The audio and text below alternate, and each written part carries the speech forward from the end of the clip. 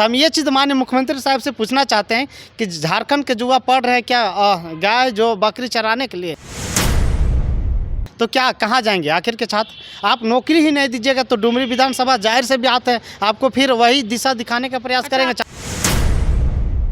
राज्य के कई अभ्यर्थी अपनी मांगों को लेकर कई महीनों से आंदोलनरत है। नियोजन नीति की मांग को लेकर अभ्यर्थी लंबे समय से अपनी आवाज़ को इसलिए भी उठा रहे हैं ताकि सरकार इस ओर कोई पहल करेगी, लेकिन सरकार की ओर से पहल नहीं होने की वजह से झारखंड के अभ्यर्थियों की ओर से रणनीति तैयार की गई थी कि रामगढ़ उपचुनाव में झारखंड के अभ्यर्थी भी अपनी किस्मत आजमाएंगे और ऐसा ही हुआ। कई संख्या में अभ्यर्थी अपनी किस्मत आजमाए भी। डुमरी विधानसभा में उपचुनाव होना है जिसको लेकर कहा जा रहा है कि इस बार भी झारखंड के अभ्यर्थी चुनावी मैदान में उतरेंगे और अपनी आवाज़ सरकार तक पहुंचाने की भी कोशिश करेंगे। इस वक्त हमारे साथ योगेश जी मौजूद है। आप सभी को याद होगा कि योगेश जी भी रामगढ़ उपचुनाव में अपनी किस्मत आजमाए थे। हम इन्हीं से बात करेंगे, जानने की कोशिश करेंगे, चूँकि आप लंबे समय से अपनी आवाज़ उठा रहे हैं।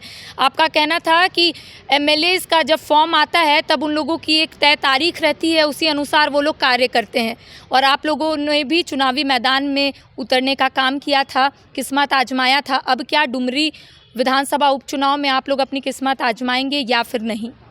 देखिए, सबसे पहली बात है कि डुमरी विधानसभा क्षेत्र के अगर माननीय मुख्यमंत्री साहब अगर जो छात्र जो तैयारी कर रहे हैं, लाखों खर्चा करके एमटेक बीटेक करके लड़का जो पीएचडी धारक है और नौकरी के तलाश में है, अगर छात्रों का जो है मांग है नौकरी से रिलेटेड वो अगर नहीं देती है सरकार तो फिर छात्र कहाँ जाएंगे। इतना पढ़ लिख कर अगर तो फिर तो लास्ट में चुनाव मैदान में आना ही पड़ेगा। इसलिए छात्र से माननीय मुख्यमंत्री साहब से निवेदन करते हैं कि आप जो है जो छात्रों का मांग है वो पूर्ण रूप से कर दीजिए। तो छात्रों का जो है चुनाव मैदान में उतरना कोई ज़रूरत नहीं है, क्योंकि आप अगर नहीं पूर्ति करते हैं और झारखंड के हित में नियम कानून नहीं बनाते हैं, झारखंड के लाखों जो बेरोजगार युवा घूम रहे हैं इधर उधर, अगर भटकेंगे तो जाहिर से बात है कि चुनाव खड़ा ही होंगे। आप रामगढ़ उपचुनाव में उम्मीदवार के रूप में लोगों के बीच भी जा रहे थे। आपका यही कहना था कि मुझे जीतना नहीं है, सिर्फ सरकार का आंख खोलना है। आपने क्या वो कार्य कर दिया?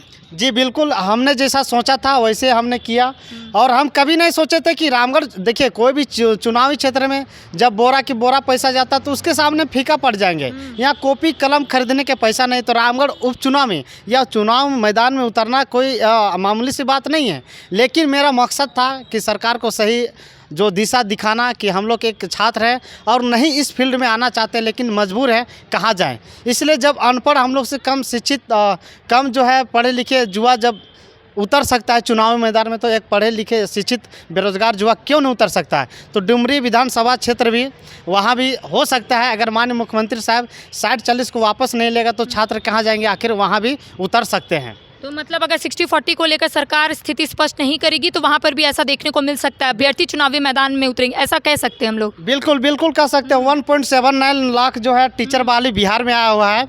2016 में आप लोग देखे होंगे कि एक बार फिर से बोल रहे हैं कि रामगढ़ जिला पोटमदागा का था।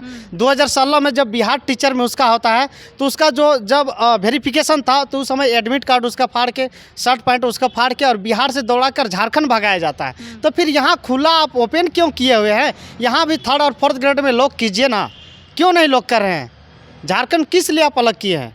आपका आंदोलन करिए, जो फादर थे शिबू सोरेन खुद आंदोलन किए थे और वो भी खुद बोले थे, जब मुख्यमंत्री उसको पूछा गया था, उसको मुख्यमंत्री नहीं बनाया जा रहा था, तो वो भी बोले थे क्या हम आंदोलन किए बकरी और गाय बैल चराने के लिए। तो हम ये चीज़ माननीय मुख्यमंत्री साहब से पूछना चाहते हैं कि झारखंड के युवा पढ़ रहे हैं क्या गाय जो बकरी चराने के लिए, सुअर पालने के लिए पढ़ रहे हैं, तो क्या कहाँ जाएंगे आखिर के छात्र। आप नौकरी ही नहीं दीजिएगा तो डुमरी विधानसभा जाहिर से बात है आपको फिर वही दिशा दिखाने का प्रयास करेंगे। छात्र अनुभव कैसा रहा और अगर डुमरी क्षेत्र से अभ्यर्थी उठते हैं तो उन्हें क्या कुछ सलाह दीजिएगा, क्योंकि आप हर जगह गए, वहाँ पर लोगों से मुलाकात की, उन लोगों को क्या कुछ संदेश दीजिएगा अगर वो लोग के दिमाग में ऐसा है कि हम लोग डुमरी विधानसभा में अगर उपचुनाव होगा तो हम लोग खड़े होंगे?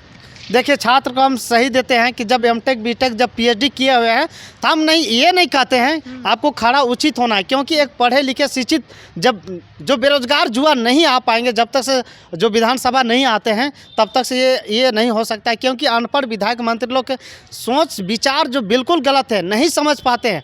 आप ही कुछ दिन देखे थे कि आप इंटरव्यू ले रहे थे जो तिर्की जगह नेहा तिर्की का, शिल्पा तिर्की जी का। अब बोल रहे थे कि 60-40 यहाँ के बच्चा यहाँ इतना टैलेंट है कि 40 में भी घुस सकते हैं। तो आप बताइए, जब यूपीएससी की तैयारी कर रहे थे तो जेपीएससी की भी तो आप क्यों नहीं लेने सके? आप जो है उपचुनाव आपका जो बनाया हुआ है, वोट में आप जीत के आते हैं और इस प्रकार से बात करते हैं बेरोजगार युवाओं के साथ, ये तो ठीक खैरियत नहीं है। क्योंकि आप उतना ही टैलेंट रहते तो यूपीएससी में कहीं ना कहीं IAS अफसर रहते, जेपीएससी में BDO CO बने हुए रहते, लेकिन आप एक उपचुनाव में कैसे जीत कर आए? बाप के सिंपैथिक से। तो ऐसा आप ज्ञान मत दीजिए, एक बेरोजगारों के प्रति सोचिए कि आप कैसे यहाँ रोकना चाहिए, नहीं रोकना चाहिए। आप देखिए टीचर में अभी बोल रहे हैं कि यहाँ कुछ नहीं, ओपन मांगा जा रहा है, चारों तरफ जो है कोर्स बेचा जा रहा है, जगह जगह दिल्ली, हरियाणा, महाराष्ट्र, राजस्थान, चारों तरफ जो है आपका जो टीचर को लेकर पूरा कोर्स फ्री चल रहा है। तो वहाँ के छात्र यहाँ घुसेंगे, उसे जाहिर सी बात है। तो फिर यहाँ के छात्र कहाँ जाएंगे? इतना दिन से ऑलरेडी बहाली भी नहीं दे रही सरकार, और एक बहाली आया तो बाहरियों को भरा रही है, तो ये हरगिज नहीं चलेगा। एक आखिरी सवाल कि झारखंड की उप राजधानी दुमका में आप लोग एक बैठक रखने वाले हैं 6 मई को, क्या इसको लेकर भी रणनीति तैयार की जाएगी कि जो डुमरी विधानसभा में उपचुनाव होना है उसमें अभ्यर्थी ज़्यादा से ज़्यादा भाग ले? क्या ऐसा आप लोग रणनीति तैयार कीजिएगा? देखिए, हम लोग दुमका जा रहे हैं और 6 तारीख को जो है दुमका माननीय मुख्यमंत्री साहब जहां से चुनाव लड़ते थे, जिस हॉस्टल से वो बैठक करते थे रात दिन, तो वहीं हम लोग जा रहे हैं कि आखिर में ये करते क्या है और किस लिए, मतलब कि चुनाव जीत कर आते हैं, बड़े बड़े वादे करते हैं और हम लोग के पूर्ण रूप से ये बहाली नहीं करते हैं, नौकरी में आश्वासन देते हैं और कर नहीं पाते हैं, तो क्या रीज़न है? तो वही भी जा रहे हैं और ये 60-40 हरगिज नहीं होगा और वहाँ बैठक होगा। बैठक के JSSU की टीम के द्वारा जो भी निर्णय लिया जाएगा, आगे के कदम उठाया जाएगा। तो जाहिर सी बात है कि 60-40 नियोजन नीति के खिलाफ झारखंड के अभ्यर्थी लंबे समय से अपनी आवाज़ को उठा रहे।